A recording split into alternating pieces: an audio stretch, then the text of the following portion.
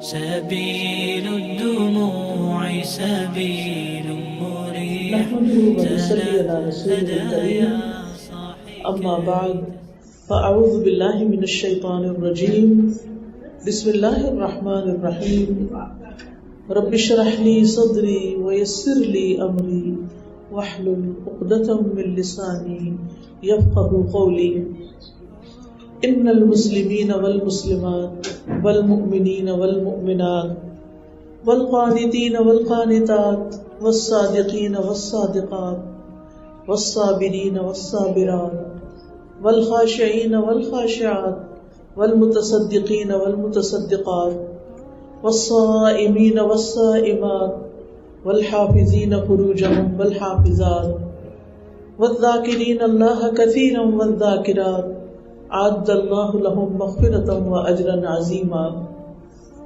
معزز خواتین، اس وقت میں نے آپ کے سامنے سورۃ الاحزاب کی آیت نمبر 35 کی تلاوت کی ہے، جس کا ترجمہ ہے یقیناً مسلمان مرد اور مسلمان عورتیں، مومن مرد اور مومن عورتیں، فرما بردار مرد اور فرما بردار عورتیں، سچ بولنے والے مرد اور سچ بولنے والی عورتیں، صبر کرنے والے مرد اور صبر کرنے والی عورتیں، خشوع کرنے والے مرد اور خشوع کرنے والی عورتیں، صدقہ دینے والے مرد اور صدقہ دینے والی عورتیں، روزہ رکھنے والے مرد اور روزہ رکھنے والی عورتیں، اپنی شرمگاہوں کی حفاظت کرنے والے مرد اور اپنی شرمگاہوں کی حفاظت کرنے والی عورتیں، اور اللہ کو کثرت سے یاد کرنے والے مرد اور کثرت سے یاد کرنے والی عورتیں، ان سب کے لیے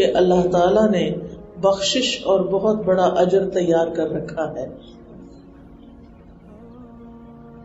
عام طور پر قرآن مجید میں جو احکامات دیے گئے ہیں وہ مردوں اور عورتوں دونوں کے لیے ہی دیے گئے ہیں۔ جیسے وہ کہتے ہیں نا یا ایھا الذین آمنوا کہہ کے جو پکارا گیا، تو اس میں صرف مردوں سے خطاب نہیں بلکہ عورتوں کو بھی خطاب ہے۔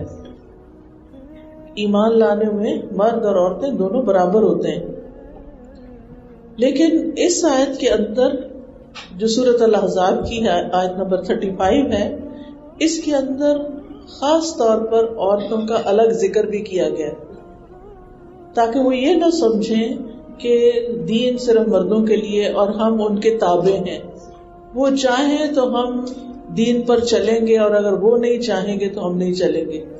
ایسا نہیں ہے، کیونکہ بہت سی خواتین یہ کہہ دیتی ہیں ہمارے شوہر کو یہ پسند نہیں، ہمارے شوہر کو پردہ پسند نہیں، ہمارے شوہر کو قرآن کلاس میں جانا پسند نہیں، ہمارے شوہر کو وہ پسند نہیں، لہٰذا وہ اپنا دین اپنا ایمان شوہر کے حوالے کر دیتی ہیں، اور وہ سمجھتی ہیں کہ اس طرح اللہ تعالیٰ کو ہم راضی کر دیں گے، ہم بہانہ کر لیں گے کہ ہمارا تو کوئی قصور نہیں کیونکہ ہمیں اجازت ہی نہیں ملی۔ تو بات یہ ہے کہ جہاں تک دین کا معاملہ ہے اس میں کسی سے مشورہ نہیں کرنا ہوتا، یا دین کے معاملے میں آپ کسی اور کو بلیم نہیں کر سکتے، ذمہ داری نہیں دے سکتے، ہر شخص اپنا ذمہ دار خود ہے۔ تو اس میں کامیاب عورتوں اور مردوں کی کچھ نشانیاں بتائی گئیں۔ اس کی روشنی میں ہمیں اپنے آپ کو پرکھ کر دیکھنا چاہیے کہ کیا یہ چیزیں ہمارے اندر ہیں یا نہیں ہیں، کیونکہ ان لوگوں کے لیے جن کی یہ صفات ہیں اللہ تعالیٰ نے ان کے لیے بخشش کا وعدہ بھی کیا، کیونکہ انسان ہے غلطیاں ہوتی رہتی ہیں، اور دوسرے اجر عظیم کا وعدہ کیا، یعنی چھوٹا موٹا اجر نہیں، معمولی اجر نہیں، بہت بڑا اجر ان کو ملے گا۔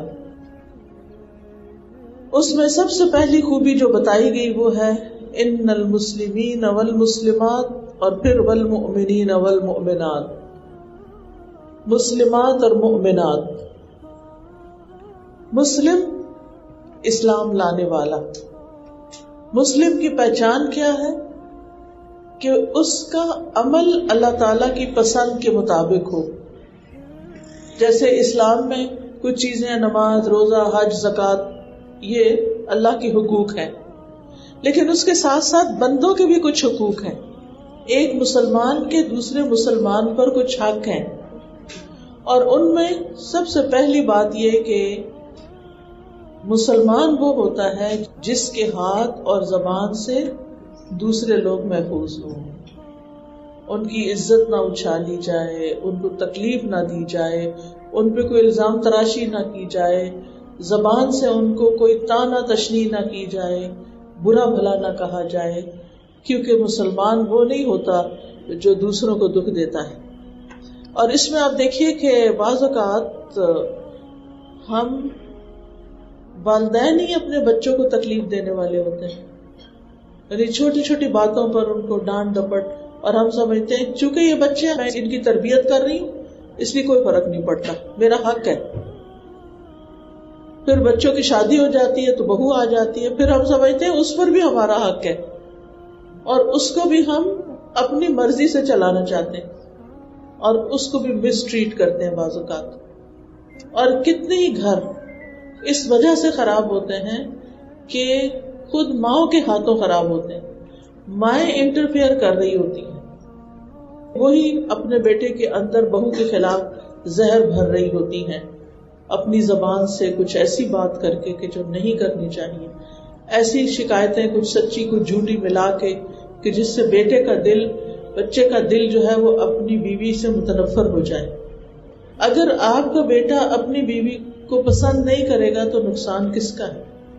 یعنی کچھ چیزوں کو ہم اپنی نظر سے صحیح دیکھتے ہیں یا غلط دیکھتے ہیں، اور پھر ہم دوسروں کو بھی اس کا پابند کرنا چاہتے ہیں، جبکہ آج سب لوگ چاہے وہ پڑھے لکھے یا ان پڑھ، پڑھے لکھے تو خیر ان کے اپنے معیار ہوتے ہیں، لیکن ان پڑھ لوگ بھی سوشل میڈیا کے دور میں اتنا کچھ پڑھ چکے ہیں، اتنا کچھ دیکھ چکے ہیں، اتنا کچھ جان چکے ہیں کہ ان کے بھی اپنے معیار ہیں، اور اس کی وجہ سے پھر آپ دیکھیں کہ جب ہم صحیح رخ اختیار نہیں کرتے تو پھر گھروں میں فساد ہوتے ہیں، اور دنیا میں بھی گھر جنت کا نمونہ بننے کے بجائے جہنم بن جاتے ہیں، جب ایک دوسرے کے لیے دلوں میں جگہ نہ ہو، جب ایک دوسرے سے محبت نہ ہو، جب ایک دوسرے کو برا بھلا کہا جا رہا ہو، جب ایک دوسرے کے خلاف یعنی ہر وقت انہیں اینک لگا کے دوسرے کے عیب بھی چنے جا رہے ہوں، اس گھر میں کہاں سے خیر آئے گی؟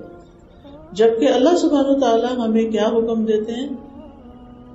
فاعفوا واصفحوا واغفروا، معاف کر دو، درگزر کر جاؤ، بخش دو، عیب ڈھانپ دو، دوسروں کو جانے دو۔ اسی طرح مومن کی تعریف کیا کی گئی؟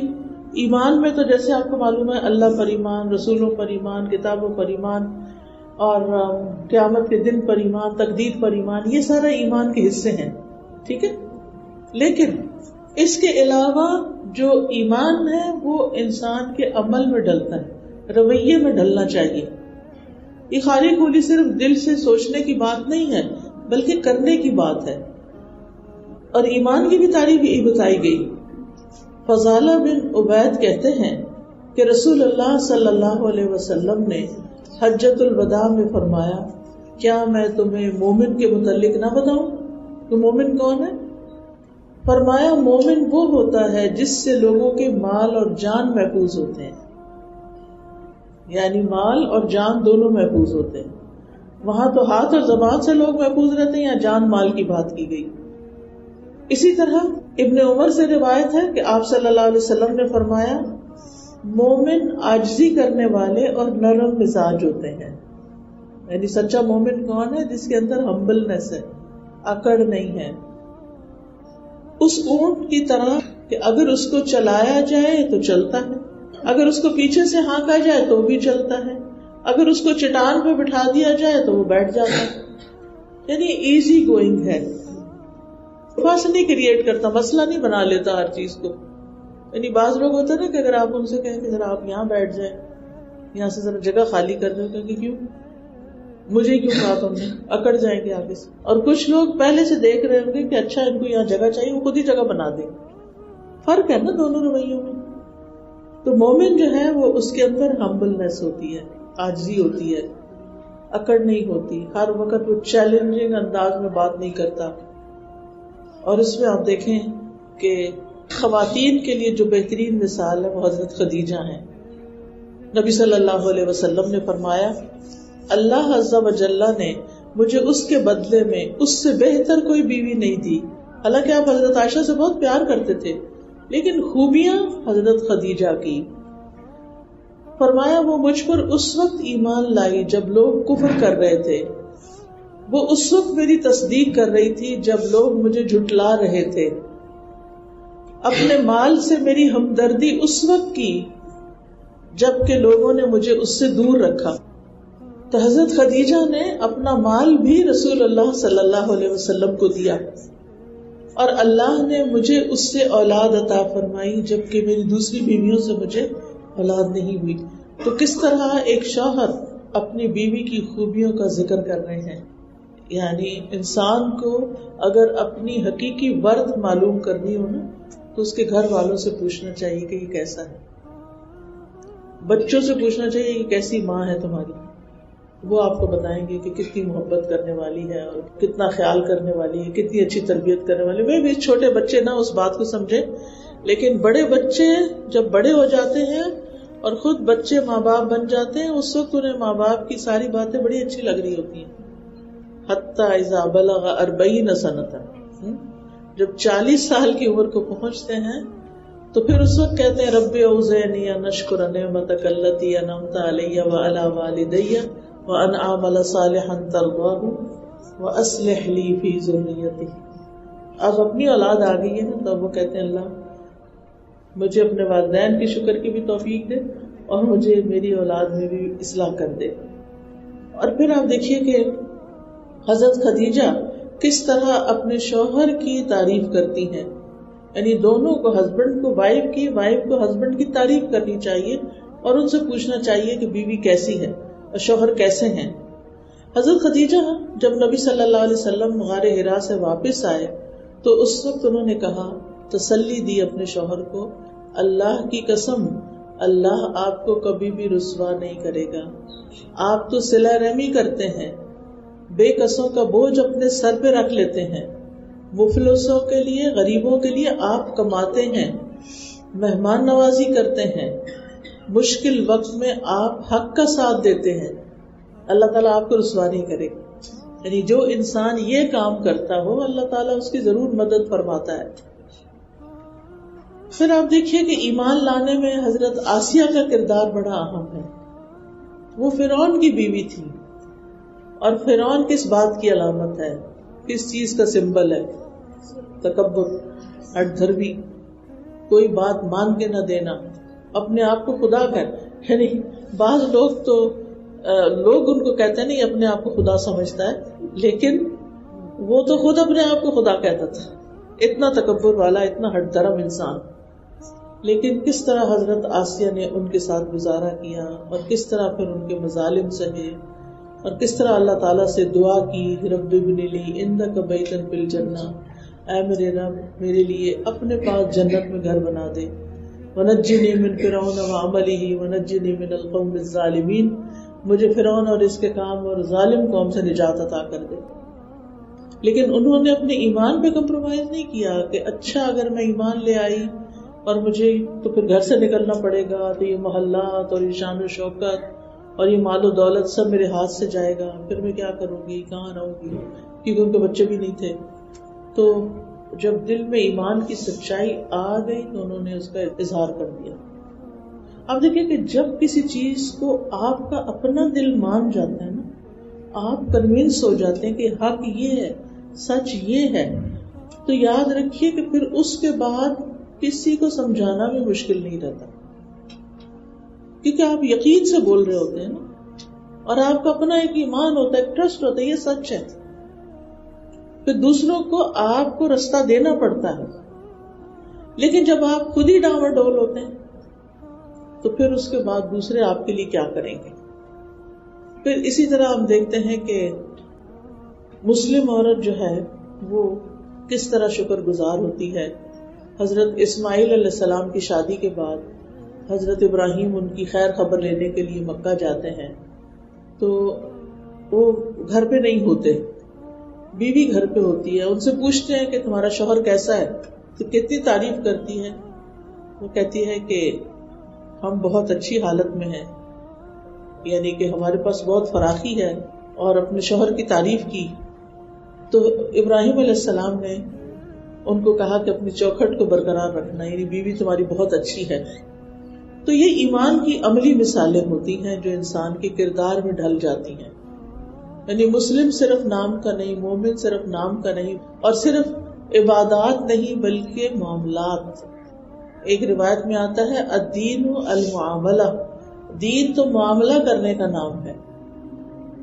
یعنی آپ کی جب کسی سے واسطہ پڑتا ہے تو پھر وہ کیا کرتا ہے آپ کے ساتھ، یہ چیز بتائے گی، ڈٹرمن کرے گی کہ آپ کیسے مسلمان ہیں، آپ کیسے مومن ہیں. پھر آپ صلی اللہ علیہ وسلم نے فرمایا لا ایمان لمن لا امانت لہ، اس شخص کا تو ایمان ہی کچھ نہیں جس کے پاس امانت کا لحاظ نہیں. امانت کیا ہے کہ مثلاً آپ کو کوئی شخص کوئی چیز دیتا ہے، مثلاً آپ کو کوئی ڈونیشن ہی دی کسی نے کہ میری یہ ڈونیشن اس کام پہ لگا دو. اب پیسے آپ کو مل گئے، آپ سوچتے ہیں اس پہ کیا لگانے، کسی اور پہ لگا دو. یہ خیانت ہو جاتی ہے اور یہ ایمان کے منافی چیز ہو جاتی ہے. بعض اوقات ہوتا ہے نا کہ کمیٹی پارٹیز میں یا ویسے گیدرنگ میں یا خاندان میں لوگ ایک بندے کو ذمہ دار بنا لیتے ہیں کہ چلو تم ہمارے بہاف پہ سب کے پیسے جمع کر لو. اب وہ جمع کر لیتا ہے لیکن اس کے بعد کیا ہوتا ہے کہ وہ کام کرتا ہی نہیں ہے. کتنی بڑی خیانت اور کرپشن ہے، اور یعنی کتنی زیادہ یہ ہمارے ملک میں عام ہوتی چلی جا رہی ہے کہ فنڈز کسی کام کے لیے دیے جاتے ہیں اور وہ لگ کسی اور چیز پہ جاتے ہیں. عوام کی زندگی ویسی کی ویسی جہنم بنی رہتی ہے. تو یہ بھی ایمان کے منافی چیز ہے اور اس کا حساب ہوگا. جتنے لوگوں کو تکلیف پہنچی، مثلاً ایک سڑک اگر خراب ہے اور اس کے لیے فنڈز ایلوکیٹ ہو گئے اور سڑک نہیں بنائی جا رہی، جتنے لوگوں کی گاڑیاں خراب ہوں گی، جتنے لوگوں کو دھکے لگیں گے، جتنے لوگوں کے مسل پل ہوں گے، جتنے لوگوں کو تکلیف پہنچے گی، جتنے ایکسیڈنٹس ہوں، سارے اس بندے کے اوپر آئے گا. اس کو دینا ہوگا کہ جس نے کوتاہی کی اپنی ڈیوٹی ادا کرنے میں، اپنا فرض پورا کرنے میں. اور پھر یہ نہیں کہ چھٹ جائے گا، دنیا میں بھی دیکھے گا. یعنی خود اس کی ذات میں یا اس کی اولاد میں یا اس کے گھر میں کوئی نہ کوئی ایسا مسئلہ کھڑا ہوگا جس کا اس کے پاس حل نہیں ہوگا. تیسری صفت قانتات، فرما بردار. قرآن مجید میں آتا ہے فالصالحات قانتات حافظات للغیب بما حفظ اللہ.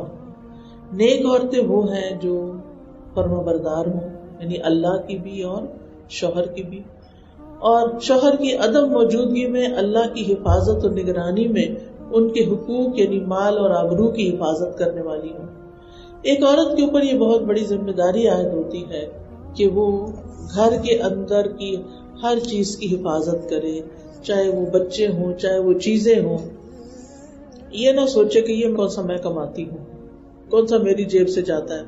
خاص طور پر جب ہسبینڈ بیوی کو صحیح خرچہ نہیں دیتا تو پھر ایک ضد سی پیدا ہو جاتی ہے اور وہ سوچتی ہے کہ اگر تمہارے پیسے میرے لیے نہیں تو پھر کسی کے لیے بھی نہیں، پھر میں ان کو جیسے چاہوں گی ضائع کروں گی. اور گھر میں لائٹ فالتو جل رہی ہے، کون سا میں نے بل پے کرنا ہے. اسی طرح پانی ضائع ہو رہا ہے، اسی طرح باقی ریسورسز ضائع ہو رہے ہیں. اس طرح کا کام بھی نہیں کرنا چاہیے کیونکہ اللہ ہمیں دیکھ رہا ہے.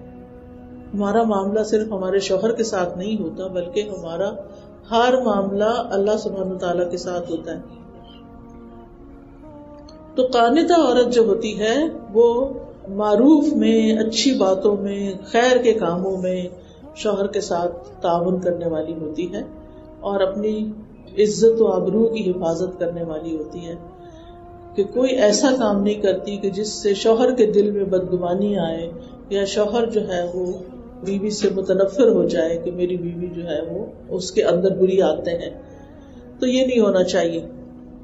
حضرت مریم علیہ السلام کی جو صفت قرآن میں بتائی گئی وہ یہی ہے وَإِذْ قَالَتِ الْمَلَائِكَةُ يَا مَرْيَمُ إِنَّ اللَّهَ اصْطَفَاكِ وَطَهَّرَكِ وَاصْطَفَاكِ عَلَى نِسَاءِ الْعَالَمِينَ يَا مَرْيَمُ اقْنُتِي لِرَبِّكِ وَاسْجُدِي وَارْكَعِي مَعَ الرَّاكِعِينَ. وہ وقت یاد کرو جب فرشتوں نے مریم سے کہا ہے مریم اللہ نے تجھے چن لیا اور پاکیزگی عطا کی اور تجھے پورے جہان کی عورتوں پر ترجیح دے کے منتخب کر لیا. مریم اپنے رب کی فرما بردار رہنا اور رکوع کرنے والوں کے ساتھ مل کے رکوع کرنا، یعنی ان کو individually one on one base پر قنوت کا حکم دیا گیا تھا. اور اللہ تعالیٰ نے ان کی صفت بیان کی وَكَانَتْ مِنَ الْقَانِتِينَ کہ وہ قانتین میں سے تھی، وہ فرمانبردار لوگوں میں سے تھی. اسی طرح ہم دیکھتے ہیں کہ حضرت ابوبکر اپنی بیوی کی فرمانبرداری کی گواہی دیتے ہیں. کیسے؟ حضرت عبداللہ ابن عمرو ابن العاص سے روایت ہے کہ بنی ہاشم میں سے چند آدمی اسماء بنت امیس کے پاس گئے. اتنے میں ابو بکر رضی اللہ عنہ بھی تشریف لے آئے، اور یہ ان دنوں ان کے نکاح میں تھی حضرت اسماء بنت امیس. ابو بکر صدیق نے ان آدمیوں کو دیکھا تو اس بات کو ناپسند کیا. پھر اس کا ذکر رسول اللہ صلی اللہ علیہ وسلم سے کیا کہ کچھ مرد آگے تھے اسماء سے ملنے کے لیے، لیکن ساتھ ہی یہ کہا کہ میں نے اس میں یعنی حضرت اسماء میں سوائے بھلائی اور نیکی کے کوئی بات نہیں دیکھی. یعنی صرف آدمیوں کو دیکھ کے بیوی پہ الزام نہیں لگا دیا کہ تمہارے تو ان کے ساتھ تعلقات ہیں یا کوئی دوستی ہے یا کچھ. رسول اللہ صلی اللہ علیہ وسلم نے فرمایا اللہ نے اسے بچا لیا. اس کے بعد رسول اللہ صلی اللہ علیہ وسلم نے ممبر پر کھڑے ہو کر فرمایا کوئی آدمی آج کے بعد کسی عورت کے پاس اس کے خاوند کی غیر موجودگی میں نہ جائے. ہاں اگر اس کے ساتھ ایک دو آدمی ہو تو پھر حرج نہیں.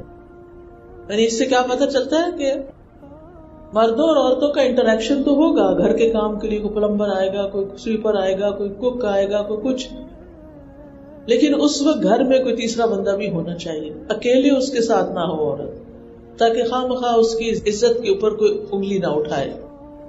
اگلی صفت ہے صادقات، سچی عورتیں. یعنی سچائی جو ہے یہ ایمان کی علامت ہے اور جھوٹ منافقت کی علامت ہے. اور اگر کسی کے اندر جھوٹ، خیانت اور یہ بددیانتی وغیرہ سب چیزیں جمع ہو جائیں تو چاہے وہ شخص نماز پڑھے، روزہ رکھے، پھر بھی منافق ہوگا. تو منافقت سے نکلنے کے لیے بہت ضروری ہے کہ انسان جھوٹ سے نکل آئے، کیونکہ وعدہ خلافی بھی جھوٹ ہے، خیانت بھی ایک طرح سے جھوٹ ہے، ہر چیز کے اندر، کیونکہ یہ ام الخبائث ہے، ایک طرح سے سب خرابیوں کی جڑ ہے. حضرت عائشہ کہتی ہیں کہ واقعہ عفق کے موقع پر میرے معاملے میں رسول اللہ صلی اللہ علیہ وسلم نے زینب بنت جہش سے بھی مشورہ کیا تھا کہ تمہارے خیال میں عائشہ کیسی خاتون ہے. آپ نے ان سے پوچھا کہ عائشہ کے بارے میں تمہاری کیا معلومات ہیں یا ان میں تم نے کون سی چیز دیکھی ہے. انہوں نے عرض کیا یا رسول اللہ صلی اللہ علیہ وسلم میں اپنی آنکھوں اور کانوں کو محفوظ رکھتی ہوں کہ ان کے بارے میں کوئی ایسی بات کہوں. اللہ کی قسم میں ان میں خیر کے سوا کچھ بھی نہیں جانتی. یعنی وہ سراپا خیر ہے. ایک سوکن دوسری سوکن کے بارے میں یہ کہہ رہی ہے کہ وہ سراپا خیر ہے. حضرت عائشہ کہتی ہیں کہ حضرت زینب ہی ساری ازواج میں میرے مد مقابل تھی، یعنی خوبصورتی میں اور عمر میں، لیکن اللہ تعالیٰ نے تقوی اور پاک بازی کی وجہ سے انہیں محفوظ رکھا. اگلی صفت ہے صابرات، صبر کرنے والیاں. رسول اللہ صلی اللہ علیہ وسلم نے فرمایا لا یزال البلاء بالمؤمن او المؤمنة فی جسدہ وفی مالہ وفی ولدہ حتی یلقى اللہ وما علیہ من خطیئہ. رسول اللہ صلی اللہ علیہ وسلم نے فرمایا مومن مرد اور عورت پر جسمانی، مالی اور اولاد کی طرف سے مستقل پریشانیاں آتی رہتی ہیں، یہاں تک کہ جب وہ اللہ سے ملتا ہے تو اس کا ایک گناہ بھی باقی نہیں ہوتا. اس سے کیا پتہ چلتا ہے کہ دنیا میں انسان پر تکلیفیں آئیں گی، کیونکہ انسان کا امتحان ہو رہا ہے اس دنیا میں. یہ نہیں ہو سکتا کہ انسان کوئی آزمائش نہ ہو، لیکن جب اس پر وہ صبر کرتا ہے اور اللہ سے راضی رہتا ہے تو اللہ سے ایسے ملے گا کہ اس کے اوپر ایک گناہ بھی نہیں ہوگا. یعنی ان تکلیفوں پر صبر سارے گناہوں کو معاف کر دیتا ہے، یعنی صفائی کر دیتا ہے سارے گناہوں کی. اور اس میں ہم دیکھتے ہیں کہ حضرت فاطمہ رضی اللہ تعالی عنہا کا کردار کتنا زبردست ہے. آپ کو معلوم ہے کہ حضرت علی رضی اللہ عنہ کہتے ہیں کہ فاطمہ رضی اللہ عنہا کو چکی پیسنے سے بہت تکلیف ہوتی تھی. کافی مشقت کا کام ہے چکی پیسنا، اور وہ ینگ بھی تھی، بہت اسٹرانگ نہیں تھی. پھر انہیں پتا چلا کہ رسول اللہ صلی اللہ علیہ وسلم کے پاس کچھ قیدی آئے ہیں، تو انہوں نے سوچا کہ وہ بھی ایک خادم لے آتی ہیں، ان سے گھر کا کام آسان ہو جائے گا. تو انہوں نے ایک جا کے تو اپنی درخواست پیش کی. رسول اللہ صلی اللہ علیہ وسلم گھر میں موجود نہیں تھے, تو انہوں نے حضرت عائشہ سے اس بات کا ذکر کیا کہ مجھے چکی چلانے سے بہت تکلیف ہوتی ہے, تو جب نبی صلی اللہ علیہ وسلم آئے تو میری طرف سے انہیں ریکویسٹ کریں کہ مجھے ایک خادم دے دیں. جب رسول اللہ صلی اللہ علیہ وسلم تشریف لائے تو حضرت عائشہ رضی اللہ عنہا نے ان کے سامنے ذکر کیا, تو آپ فوراً حضرت فاطمہ کے گھر تشریف لے گئے جبکہ وہ بستر پہ لیٹ چکے تھے. وہ کہتے تھے کہ ہم لوگ اٹھنے لگے, یعنی آپ کو دیکھ کر کھڑے ہونے لگے, تو آپ نے فرمایا اپنی جگہ پر ہی رہو. حضرت علی کہتے ہیں میں نے آپ کے دونوں قدموں کی ٹھنڈک اپنے سینے پہ پائی, یعنی وہ ایسے لیٹے ہوتے تو آپ بیچ میں بیٹھ گئے نا, ٹانگیں لمبی کر لی, تو آپ کے پاؤں حضرت علی کے سینے کو لگے. پھر آپ نے فرمایا جو کچھ تم لوگوں نے مانگا ہے میں تمہیں اس سے بہتر بات کیوں نہ بتاؤں. جب تم دونوں اپنے بستر پر لیٹ جاؤ تو اللہ اکبر 34 بار, الحمدللہ 33 بار, سبحان اللہ 33 بار پڑھا کرو. یہ عمل بہتر ہے اس سے جو تم دونوں نے مانگا. اگر ہمارا بچہ کوئی ہمیں ذرا سی بھی تکلیف بتاتا ہے اور پہلا ری ایکشن کیا ہوتا ہے, میں تمہارے لیے یہ کر دیتی ہوں, وہ کر دے. لیکن انہوں نے ایسی چیز بتائی کہ جس سے ان کی تھکاوٹ بھی اتر جائے اور وہ مشقت کی زندگی ان کے لیے بہتر ہے. کیونکہ ان مع العسر یسرا, انسان جب دنیا میں محنت کرتا ہے, مشقت کرتا ہے, تو اس کے نتیجے میں اس کو جو کچھ ملتا ہے وہ ویسے نہیں ملتا. ٹھیک ہے نا. پھر اسی طرح ہم دیکھتے ہیں کہ سہل بن سعد کہتے ہیں حضرت علی رضی اللہ عنہ فاطمہ رضی اللہ عنہا کے گھر آئے, یعنی ان کے پاس آئے, تو حسن اور حسین دونوں رو رہے تھے. پوچھا یہ کیوں رو رہے ہیں؟ کہا بھوک کی وجہ سے رو رہے ہیں. تو حضرت علی باہر نکلے, انہیں بازار میں ایک دینار ملا, وہ فاطمہ کے پاس آئے, یعنی حضرت علی رضی اللہ عنہ نے آ کے بتایا, تو حضرت فاطمہ نے ان سے کہا جا کے آپ یہ آٹا خرید لیں. انہوں نے کہا آپ اس شخص کے داماد ہیں جو کہتا ہے میں اللہ کا رسول ہوں؟ انہوں نے کہا ہاں. تو یہودی نے کہا اپنا دینار واپس لے لیں اور آٹا لے جائیں. وہاں سے حضرت علی آٹا لے کر حضرت فاطمہ کے پاس آئے اور ساری بات بتائی. تو انہوں نے کہا اچھا یہ دینار لے کے فلاں کسائی کے پاس چلے جائیں اور 1 درہم کا گوشت لے آئیں. چنانچہ وہ گئے اور اپنا دینار گروی رکھوا دیا اور 1 درہم کا گوشت لے آئے. حضرت فاطمہ نے آٹا گوندھا, ہنڈیا چولہے پہ رکھی, روٹی پکائی, نبی صلی اللہ علیہ وسلم کو بلا لیا, آپ تشریف لائے. فاطمہ رضی اللہ عنہ نے کہا یا رسول اللہ میں آپ کو بتاتی ہوں, اگر آپ اسے حلال سمجھے تو ہم اسے کھائیں گے اور آپ بھی ہمارے ساتھ کھائیں, یعنی ہمیں رستے میں ملا ہے. آپ نے فرمایا اللہ کا نام لے کر کھا سکتے ہو. سب نے کھا لیا. ابھی وہ اپنی جگہ پہ بیٹھے تھے کہ ایک لڑکا اللہ کا واسطہ دے کر اپنا گم شدہ دینار ڈھونڈتا پھر رہا تھا. تو رسول اللہ صلی اللہ علیہ وسلم نے حکم دیا, اسے بلا لیا گیا. پوچھا تو اس نے کہا مجھ سے بازار میں گرا تھا. آپ نے فرمایا اے علی اس قصاب کے پاس جاؤ, اس سے کہو کہ رسول اللہ صلی اللہ علیہ وسلم فرماتے ہیں وہ دینار میرے یہاں بھیج دو اور تمہارا درہم میرے ذمہ. چنانچہ اس نے دینار واپس کر دیا, آپ نے وہ لڑکے کے حوالے کر دیا اور خود اپنی طرف سے درہم دے دیا. پھر آپ دیکھیے کہ صبر صدمے کے وقت ہوتا ہے, تکلیف کے وقت. حضرت ام سلیم کا کردار ہمارے سامنے ہے کہ کس طرح حضرت ام سلیم جو تھی, ان کا چھوٹا سا بیٹا تھا, وہ بیمار تھا, شوہر سفر پر گئے, بیٹا فوت ہو گیا. اب کیا ہوتا ہے, شوہر واپس آتے ہیں تو وہ ان کو بتاتی نہیں کہ بیٹا فوت ہو چکا. وہ پوچھتے کیا حال ہے, وہ کہتی ہیں پہلے سے بہتر ہے. اور پھر کیا ہوتا ہے کہ ان کو اچھی طرح کھلاتی ہیں, پلاتی ہیں, رات ان کے ساتھ گزارتی ہیں, اور پھر صبح کے وقت کہتی ہیں کہ اچھا یہ بتاؤ کہ اگر کوئی امانت رکھ جائے تمہارے پاس اور واپس لینے کے لیے آئے تو تم کیا کرو گے؟ تو انہوں نے کہا کہ میں اس کی امانت واپس دے دوں گا. کہا تمہارا بیٹا تمہارے پاس اللہ کی امانت تھی, اللہ نے واپس لے لی. تو ایک دم چونک اٹھے, ناراض ہوئے کہ تم نے پہلے کیوں نہیں مجھے بتایا. تمہارا معاملہ نبی صلی اللہ علیہ وسلم کے پاس گیا اور پھر نبی صلی اللہ علیہ وسلم نے ان کے لیے دعا کی, اور وہ کہتے ہیں کہ اللہ سبحانہ تعالیٰ نے ان کو پھر ایسا بیٹا دیا کہ جو بہت ہی بڑا عالم بنا. تو یہ صبر کا نتیجہ تھا. اسی طرح حضرت اسماء بنت ابی بکر جو تھی, ان کے شوہر حضرت زبیر تھے, وہ ان کی بڑی خدمت کیا کرتی تھی. ان کا ایک گھوڑا تھا, اس کی بھی دیکھ بھال وہ کرتی تھی.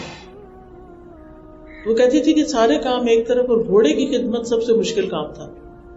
وہ اس گھوڑے کے لیے بھی اور اونٹ کے لیے بھی گٹلیاں توڑ کے کوٹتی تھی، پھر اس کا چارہ بناتی تھی اور کھلاتی تھی اور پانی پلاتی، اور ڈول جس میں پانی نکالتی تھی وہ پھٹ گیا تو اس کو اپنے ہاتھ سے سیتی.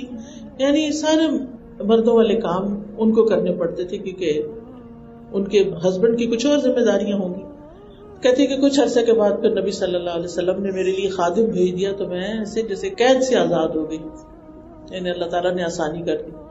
لیکن جتنا عرصہ انہوں نے یہ کام کیا یا جتنا وقت حضرت فاطمہ میں مشکل گزرا، ہمیں کوئی کمپلینٹس نظر نہیں آتی، کوئی رونا دھونا نہیں ہے، کوئی سیلف پٹی کا شکار نہیں ہے کہ بس ٹھیک ہے اگر مشکل وقت ہے تو صبر.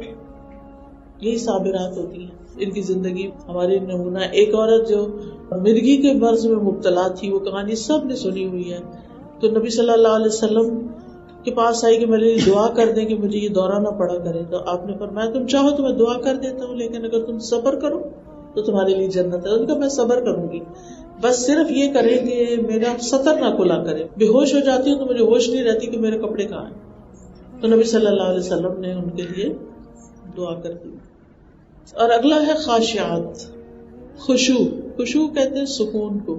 نماز میں خشوع کیا ہے کہ نماز میں ہل جل نہیں کرنی، ایسے ایسے نہیں کرنا نماز میں، نہ ایسے ایسے کرنا ہے، جم کے نماز پڑھنی، آنکھیں بھی فوکس ہوں، خود بھی، قدم بھی جمے ہوئے.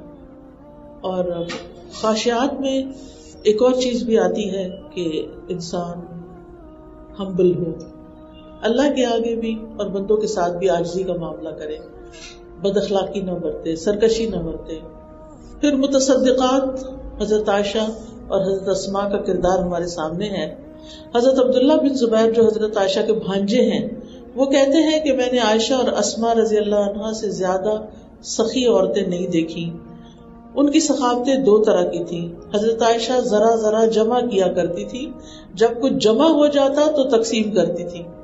اور حضرت اسماء کا طریقہ یہ تھا کہ کل کے لیے کچھ بھی نہیں رکھتی تھی، جو بچتا بس سارا گیا، سب صدقہ. لیکن آج ایسی مثالیں نہیں ملتی. ہمارے گھروں میں کھانا پکتا ہے، ہم پھر فریج میں رکھ دیتے ہیں، اگلے ٹائم پھر نکال کے گرم کر باقی پھر فریج میں رکھ دیتے ہیں. تو نکالنے کا حوصلہ نہیں ہوتا، خراب ہو جاتا تو باہر پھینک دیتے ہیں. تو کچھ اس طرح کی عادت بنا لینی چاہیے کہ جو بچے سب نے کھا لیا ہے، رات ہو گئی ہے، کوئی اب کھانے والا نہیں ہے، تو فریش کھانے کو فریز کر دیں اور پھر آپ کسی ضرورت مند کو دے سکتے ہیں. اور پھر یہ کہ صرف صحابیات کھانا وانا ہی نہیں دیتی تھی، بلکہ حضرت زینب بنت جہش جو تھی، یہ اپنے ہاتھ سے کمائی کر کے صدقہ کرتی تھی، کیونکہ اپنے ہاتھ سے کما کے جو دینا ہے اس کا اجر زیادہ ہے. ام المومنین حضرت عائشہ فرماتی ہیں رسول اللہ صلی اللہ علیہ وسلم نے ہم سے فرمایا کہ تم میں سب سے پہلے مجھ سے وہ ملے گی جس کے ہاتھ سب سے زیادہ لمبے ہوں گے. تو ساری ازواج مطہرات اپنے اپنے ہاتھ ناپنے لگی کہ کس کے ہاتھ لمبے ہیں، تاکہ پتہ چلے کہ کون پہلے فوت ہوگی. حضرت عائشہ فرماتی ہیں ہم میں سب سے زیادہ لمبے ہاتھ حضرت زینب کے تھے، کیونکہ وہ اپنے ہاتھ سے محنت کرتی اور صدقہ خیرات دیتی تھی. یعنی ویسے لمبے نہیں تھے لیکن دینے میں یعنی دراز ہوتے تھے، دیتی رہتی تھی. پھر ہے صائمات، روزہ رکھنے والیاں. حضرت حفصہ کے بارے میں آتا ہے کہ نبی صلی اللہ علیہ وسلم ان سے ناراض ہو گئے تھے، تو حضرت جبریل نے آ کر کہا تھا کہ آپ ان سے واپس صلح کر لیں، کیونکہ وہ بہت زیادہ روزہ رکھنے والی اور بہت زیادہ قیام کرنے والی اور جنت میں بھی آپ کی بیوی ہیں. تو یہ روزے بہت رکھتی تھی. ایک صدقہ بہت کرتی ہیں، وہ حضرت عائشہ بھی بہت صدقہ کرتی ہیں، پھر یہ روزے رکھ رہی ہیں. پھر حافظات یعنی اپنی شرمگاہوں کی حفاظت کرنے والے. اور اس میں حضرت مریم کا کردار آپ کے سامنے ہے کہ کس طرح اللہ تعالیٰ نے بن باپ کے ان کو روح القدس کی سبب سے ان کو بیٹا دیا. ایک اچھی مسلمان عورت کی خوبی جو اسلام نے بتائی ہے وہ ہے بہترین بیوی وہ ہے جس کو تم دیکھو تو خوش ہو جاؤ، جب کسی بات کے لیے کہو تو وہ کر دے، اور تمہاری عدم موجودگی میں اپنی ذات اور تمہارے مال کی حفاظت کرے. والذاکرین اللہ کثیرا والذاکرات، کثرت سے اللہ کا ذکر کرنے والے مرد اور عورتیں. ازواج مطہرات کے بارے میں قرآن مجید میں آتا ہے کہ اللہ تعالیٰ نے ان کو حکم دیا تھا وَاذْكُرْنَ مَا يُتْلَى فِي بُيُوتِكُنَّ مِنْ آیَاتِ اللَّهِ وَالْحِکْمَةِ إِنَّ اللَّهَ كَانَ لَطِیفًا خَبِیرًا، اور جو تمہارے گھروں میں اللہ کی آیات اور حکمت کی باتیں پڑھ کر سنائی جاتی ہیں انہیں یاد رکھو، بلا شبہ اللہ بڑا باریک بین اور باخبر ہے۔ یعنی ازواج مطہرات کے گھر میں قرآن پڑھا جاتا تھا اور وہ دوسروں کو بھی تعلیم دیتی تھی، اور حکم دیا گیا کہ وہ جاری رکھو۔ اس لیے ہم لوگوں کے گھر بھی دین کا مرکز ہونے چاہیے، اپنی دوستوں کو بلائیں، ونس ان اے ویک بیٹھ کے قرآن سنیں، ایک دوسرے کو سنائیں، کوئی نہ کوئی ذکر، یعنی اپنے آپ کو باندھ لے کہ ہفتے میں ایک دن تو کم از کم ہے، زیادہ ہو تو اور بھی اچھا ہے۔ آپ اپنے نیبر کو بلا لیں، کسی کو بلا لیں۔ تو ذکر کی حالت آپ دیکھیں کہ نبی صلی اللہ علیہ وسلم کی ایک بیوی ہے جویریہ رضی اللہ تعالیٰ عنہا، وہ صبح کے وقت بیٹھی ہوئی تھی، نبی صلی اللہ علیہ وسلم ان کے پاس سے گئے، واپس آئے تو آپ ادھر ہی بیٹھی تھی، فجر پڑھی، قرآن پڑھا، ذکر کیا۔ آپ نے فرمایا کہ تم جب سے یہاں بیٹھے گا، میں جب سے یہاں بیٹھی ہوں۔ آپ نے فرمایا جب سے میں تمہارے پاس سے گیا ہوں میں نے یہ 4 کلمات 3 دفعہ پڑھے ہیں، تو یہ تمہارے اس سارے وقت میں جو تم نے پڑھا اس سے افضل ہے، اور وہ ہے سبحان اللہ وبحمدہ عدد خلقہ ورضا نفسہ وزنۃ عرشہ ومداد کلماتہ۔ جی، اور یہ اس کا مطلب اتنا خوبصورت ہے، اللہ کی تعریف اور اسی کی پاکی اس کی مخلوق کی تعداد کے برابر، اس کی رضا اور اس کے عرش کے وزن کے برابر، اور اس کے کلمات کی سیاہی کے برابر۔ پھر اسی طرح ہم دیکھتے ہیں کہ نبی صلی اللہ علیہ وسلم نے صحابیات سے فرمایا کہ تم لوگ تسبیح، لا الہ الا اللہ اور یہ سب پڑھتی رہا کرو اور انگلیوں کے پوروں پہ گنا کرو، ٹھیک ہے؟ اس لیے کہ قیامت کے دن ان سے سوال کیا جائے گا، یہ بولیں گی۔ تو آپ نے جیسے نماز کے بعد تسبیح کرنی ہوتی ہے جو 33 دفعہ سبحان اللہ، تو اس کا طریقہ کیا ہے؟ یہ ہاتھ میں 15 نشان ہیں، 3 ہر انگلی پہ، تو اس کا آپ یوں پڑھا کریں سبحان اللہ سبحان اللہ سبحان اللہ، پھر اوپر سے نیچے سبحان اللہ سبحان اللہ سبحان اللہ، تو یہ دونوں ہاتھوں کا حصہ ہو جائے گا، دائیں ہاتھ سے ہی ہوگا، ٹھیک ہے انشاءاللہ۔ تو تسبیحات جو ہے یہ اللہ کے ذکر کی بہترین چیز ہے، درود شریف ہے، آیت کریمہ ہے، چلتے پھرتے کام کرتے، واک کرتے، کھانا پکاتے، گھر کے کام کرتے اللہ کا ذکر کرتے رہیں دل میں، اور قرآن کی تلاوت بھی اللہ کا ذکر ہے، نماز بھی اللہ کا ذکر ہے، اور لوگوں کو دین سکھانا بھی اللہ کا ذکر ہے۔ تو اللہ کا ذکر جو ہے یہ بہت بہترین چیز ہے، وَلَذِكْرُ اللَّهِ أَكْبَرُ۔ ایسے لوگوں کا اجر کیا ہے، ریوارڈ کیا ہے؟ اعد اللہ لہم مغفرۃ واجرا عظیما، اللہ نے ان کے لیے مغفرت اور اجر عظیم تیار کر رکھا ہے۔ رسول اللہ صلی اللہ علیہ وسلم نے فرمایا جو عورت 5 وقت کی نماز پڑھتی ہو، ماہ رمضان کے روزے رکھتی ہو، اپنی شرمگاہ کی حفاظت کرتی ہو اور اپنے شوہر کی اطاعت کرتی ہو، اس سے کہا جائے گا کہ جنت کے جس دروازے سے چاہو داخل ہو جاؤ۔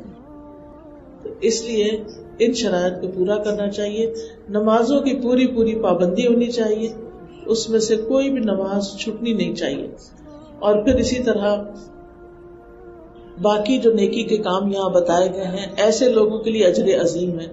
یہ سب کچھ جاننے کے لیے قرآن پڑھنا اور پڑھتے رہنا اور ترجمے سے پڑھنا اور قرآن کی کلاسز کو جوائن کرنا یہ بہت ضروری ہے، اس سے انسان کے اندر استقامت رہتی ہے، ورنہ انسان بہت جلد دنیا میں فزل آؤٹ ہو جاتا ہے، بھول جاتا ہے سب کچھ۔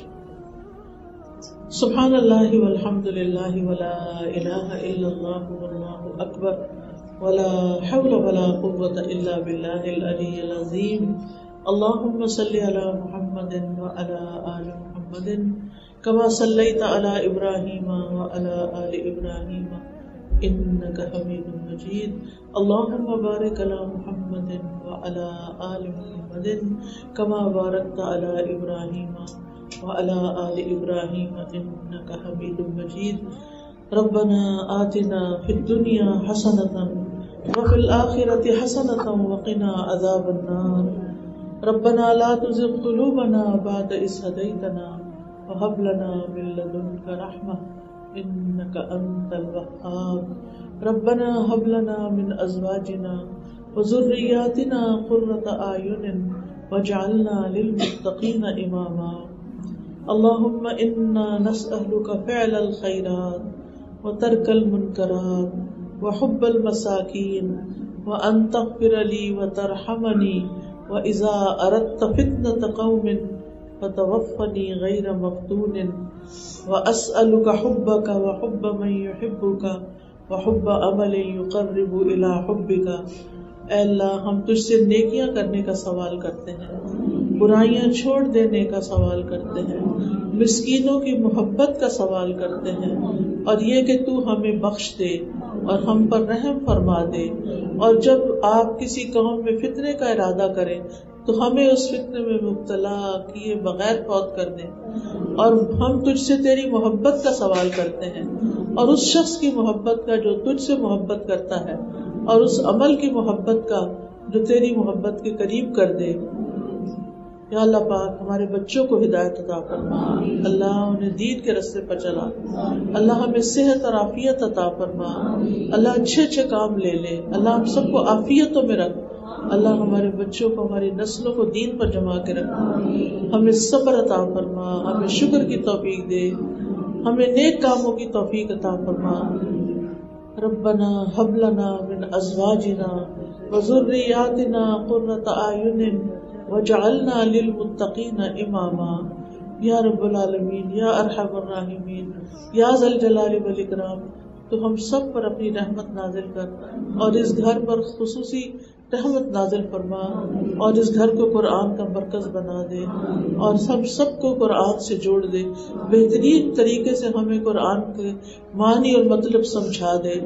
ربنا تقبل منا انک انت السمیع العلیم وتب علینا انک انت التواب الرحیم، وصلی اللہ تعالی علی خیر خلقہ محمد وعلی آلہ واصحابہ واہل بیتہ اجمعین برحمتک یا ارحم الراحمین۔ سبحانک اللہم وبحمدک اشہد ان لا الہ الا انت استغفرک واتوب الیک۔ السلام علیکم ورحمۃ اللہ وبرکاتہ۔ سبيل الدموع سبيل مريح تنهدى